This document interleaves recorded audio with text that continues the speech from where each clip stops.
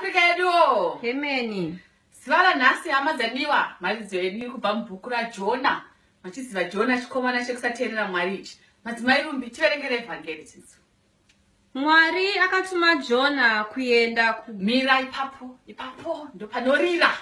Kwai Mwari wakatuma Jona. Hana kutuma kenda.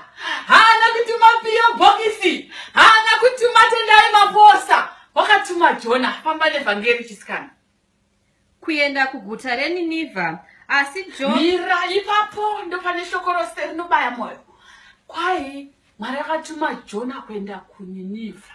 Napadzisa kuenda kuNinevha. Hana kutumwa Bhuruwayo, hana kutumwa Bhagidhadhi, hana kutumwa Zaka. Wakatumwa pi? Ninevha. Pamba neshoko. Hey. asi Jona akakwira chikepe chaienda. Mira ipapo. Pane musoro wenyaya ipapo.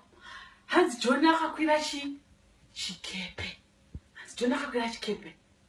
Hana kukwira bhara.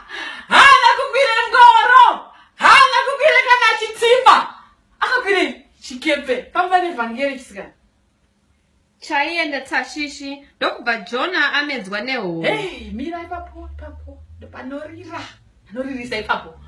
Hanzi Jona akamedzwa nehove. Ndokupadzisa. Hana kumedzwa nemosikito. Hana kumedzwa nerwaivhi. Hana kuminywa negurwe. Wakaminywa nehove Jona. Mashoko andibataya. Kanimboimba. Ndabatwa ini. Gloria. Shandira mweya. Shandira Gloria. Shandira mweya waba. Ona makalo noka. Shandira.